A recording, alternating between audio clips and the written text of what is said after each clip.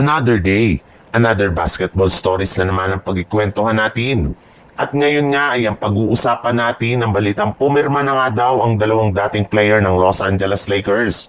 At ang balitang may good news nga daw ngayon ang Golden State Warriors.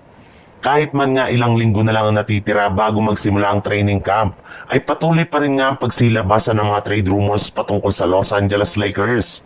Marami pa rin nga ang mga fans ang umaasa na gagawa pa sila ng move o trade para lamang mapalakas ang kanilang lineup sa mga susunod na araw.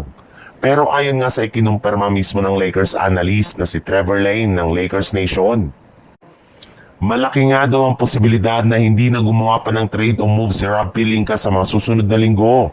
Since kontento na rin naman nga sila sa kanilang hawak ngayon na 15-man lineup. At gayong nabanggit na nga natin ng Lakers, may lumabas na ang balita ngayong araw na pumirma na nga daw ng kontrata ang kanilang mga dating big man na si Trey Jemison III at Alex Len sa kupunan ng New York Knicks. Wala na rin naman nga daw pumbalak pa ang Lakers na kunin muli ang dalawang ito kaya pwede na nga silang maglaro sa ibang kupunan. Sa ibang balita naman, makalipas nga ang ilang buwang paghihintay, ay ikinumpirma na nga ng NBA insider na si Evan Sidery. Plano na nga daw talaga ni Al Horford na pumirma ng kontrata sa kupunan ng Golden State Warriors.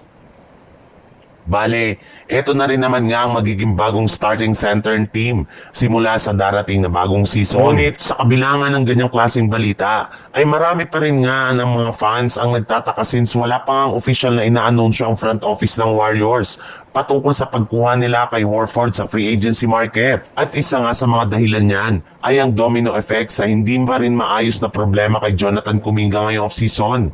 Pero kahit anuman nga daw mangyari sa kanilang batang player, pirmahan man ito ang kanyang qualifying offer o kunin ang kanyang bagong contract extension at kahit man ma-trade pa ito ngayong off-season, ay wala pa rin naman ngang magbabago sa desisyon ng Warriors na kunin si Horford.